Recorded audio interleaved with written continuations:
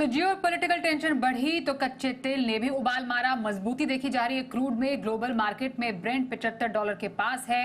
पूरी डिटेल समझते हैं। हमारे कमोडिटी एडिटर मृत्युंजय कुमार झा इस वक्त हमारे साथ हैं। मृत्युंजय, जियो पॉलिटिकल टेंशन बढ़ने के साथ ही कच्चे तेल में जबरदस्त उबाल है। आगे अब क्या प्रेडिक्शंस नजर आ रही हैं कच्चे तेल को लेकर? देखिए, बिल्कुल। और जिस तरह से इजराइल और ईरान के बीच तनाव बढ़ा है, उसका इम्पैक्ट हमने कच्चे तेल की कीमतों पर देखा है। और इस हफ्ते अब तक करीब करीब 6% के आसपास की तेजी कच्चे तेल की कीमतों में आ गई है। इसके पीछे की वजह यह है कि जब ईरान शामिल हुआ इस पूरे तनाव में और इजराइल पर अटैक किया, तो मार्केट में ये फियर बढ़ा कि चूंकि ईरान एक इम्पॉर्टेंट प्रोड्यूसर है कच्चे तेल का, ओपेक का मेंबर है, तो क्या इस तनाव के बीच ईरान से कच्चे तेल का एक्सपोर्ट घट सकता है या बंद हो सकता है, और क्या ईरान में कच्चे तेल का उत्पादन बंद हो सकता है या डिस्टर्ब हो सकता है। इस फियर से मार्केट में तेजी आई है और ईरान करीब करीब 33 लाख बैरल के आसपास रोज का कच्चा तेल उत्पादन करता है और एक्सपोर्ट करीब करीब 17 लाख बैरल है ईरान का। तो ठीक ठाक क्वांटिटी है, लेकिन चूंकि दाम बढ़े हैं, सेंटिमेंटल इंपैक्ट है। लेकिन अगर आप डिटेल में जाएं तो आपको यह अंदाजा लगेगा कि बेशक इस तनाव के बीच में कच्चे तेल के दाम थोड़े बढ़े हैं, लेकिन उतनी बड़ी चिंता की बात नहीं है जितना पैनिक रिएक्शन मार्केट ने शुरुआत में दिखाया था। क्योंकि अगर ईरान से कच्चे तेल की सप्लाई ईरान में डिस्टर्ब होती है, एक्सपोर्ट बाधित होता है, तो ओपेक सक्षम है ईरान के तेल की भरपाई करने के लिए।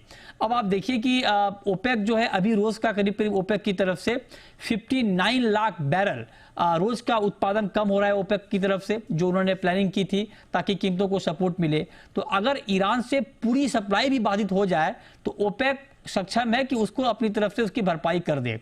अकेले सऊदी अरब और यूएई मिलकर पूरे ईरान की सप्लाई की भरपाई कर सकता है। और इसीलिए आप देखिए कि 75 के आसपास मार्केट घूम रहा है। हाल के दिनों में दाम बहुत गिर गए थे, तो उसके बाद ये खबर आने के बाद इसमें तेजी आई है। लेकिन जानकारों का मानना है कि ओवरऑल अगर आप फंडामेंटली देखें तो सप्लाई को लेकर कोई बड़ी चिंता ग्लोबल मार्केट में सामने इसलिए नहीं आएगी। एक तो ओपेक सक्षम है, ओपेक प्लस के पास उतना तेल है जो मार्केट में उतार देगा, तो उसकी भरपाई हो सकती है।